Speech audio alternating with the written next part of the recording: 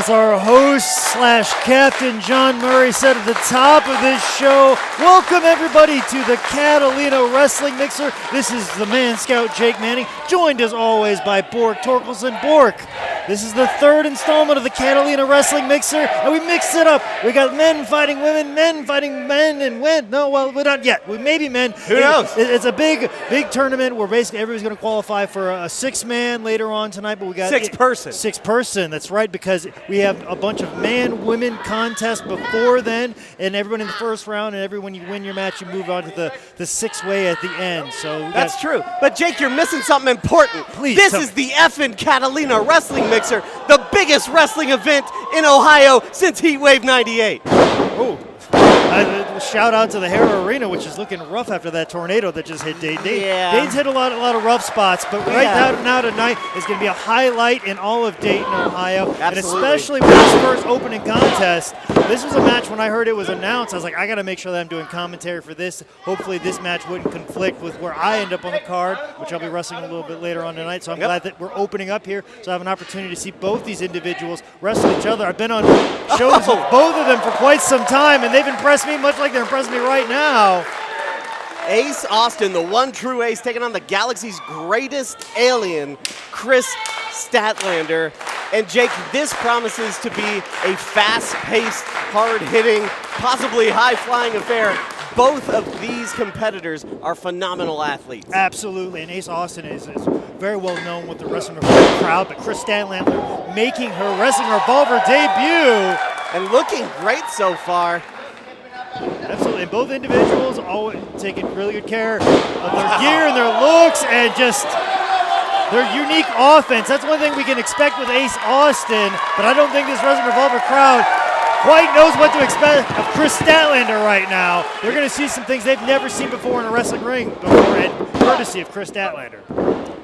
Missed kick there by Ace Austin. He's got some educated feet. Usually they connect, but Statlander, very athletic in her own right. I think perhaps did a bit of scouting on Ace. What a suplex. Absolutely. I don't know if Ace slipped there or that was an intentional thing, but I don't think he hit that roll quite as smoothly as he was expecting. So it wasn't the offensive maneuver he was looking for, but it's definitely the one that Kris Statlander was looking for. Absolutely. Statlander running in. A lot of impact there on that. European, that knee as well. Oh, you thought that European had a lot of impact. That knee had way more impact, Bork. Oh! Statlander goes for the cover. Only two there. Now, both of these are very young competitors, only a couple of years in this business. Statlander's still getting her name out there, but keep in mind, she's also a professional stunt woman. She just likes to put herself at risk, go out there, show what she can do.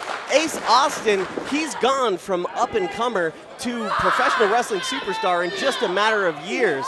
Well, his star is shining very brightly. And Kris Statlander has done the same exact thing. She wrestles for Queens of Combat out of Charlotte, North Carolina area. She's impressed everybody from that promotion very quickly. She came in and she wasn't an up-and-comer for very long. She was put in some more featured matches almost immediately. Where Ace Austin's climb's been a little bit slow over the years in Wrestling Revolver, but it's not slow anymore. He's finally ascended to a level where he's in feature matches time and time again here at the Wrestling Revolver. Absolutely.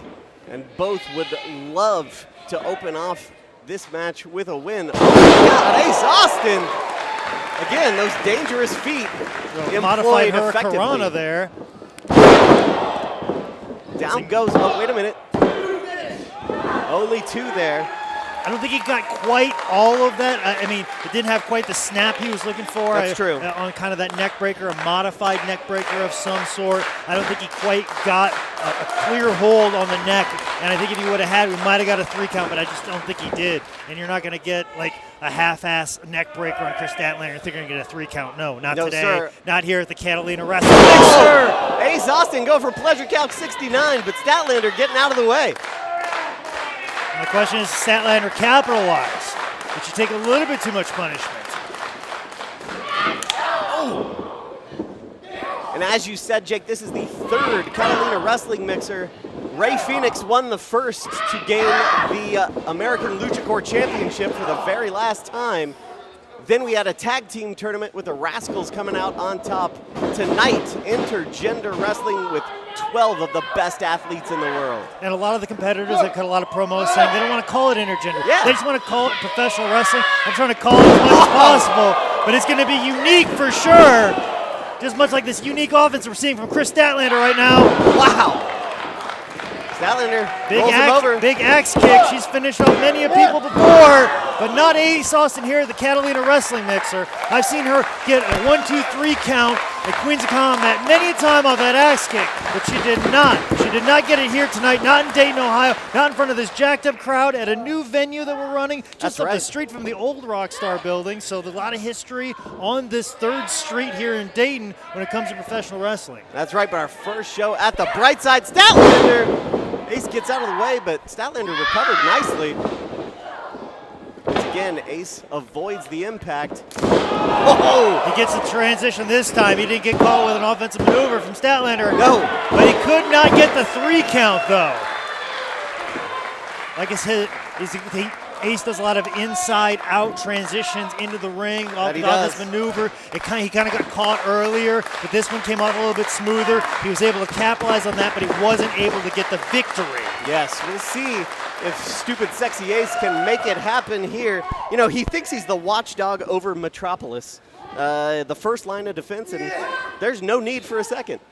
Okay, well, nice to know we got some backstory in the middle of this heated contest. Hey, Jim Ross will probably give you a hard time about you on his podcast. That's fine. If he talks about me, I'll be happy about it. Okay, quite okay. I'll DM him when I get back Don't home. D Jim Ross. Oh my God. I'm going to D him so hard. About as hard as Ace Austin just kicked Kris Statlander in the back of the head there. Yeah, very precise contact. Statlander did very well there. Going for another modified Hurricanrana out there, but Statlander was a little too smart this time. She's going up for the top rope now. The galaxy's greatest alien perched upon the top buckle. Oh! 450 splash! No! Only a 2 count!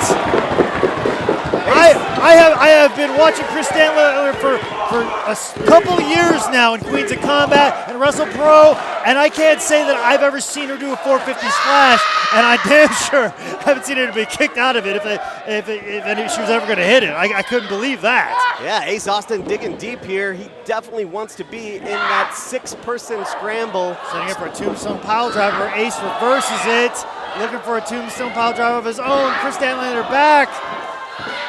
Wait a minute, Ace struggling. Bridge, Ace has got the tombstone now. Kris Statlander's got it again. Tremendous core strength from both individuals. Slip through. Quick transition to submission hold by Ace Austin. Center ring. Kris Statlander has no limbs to reach for the ropes. She's in a bad way right now. Right in the middle of the ring. Oh, Ace. Quickly transition. He should have hung on to those hands before. He's keeping those hands away from the rope. Now Kris Statlander has the hands to push herself closer to the ropes and possibly get a rope break. That's what she's fighting for right now. And Ace also was able to enable it, even though he's locking in very deeply under that underhook under the chin. Once again, Kris Statlander too strong. I think Ace made a mistake there by letting go of the hands. I think he just should have stayed in center ring, hang onto those wrists, because when he let go of those wrists, it gave Statlander an ability to get leverage to work her way to the ropes and get a rope break and continue this contest further. You're not wrong there, Jake. Perhaps Ace could have won if he kept a hold of those arms, but... And he didn't capitalize quick enough. He created some space so Kris Statlander could create some opportunity, but Ace created some opportunity for himself. The fold!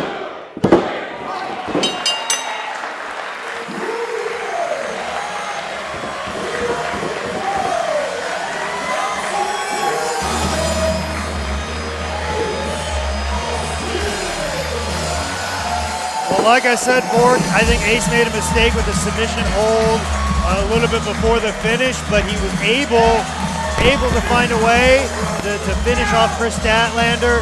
I think that the submission hold probably slowed her and weakened her just enough for him to capitalize on it, but it could have ended a lot sooner. So kudos to Kris Statlander to digging deep.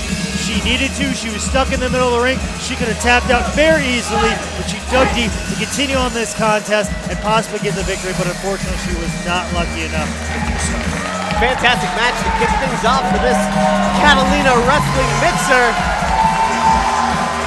Ace Austin progresses.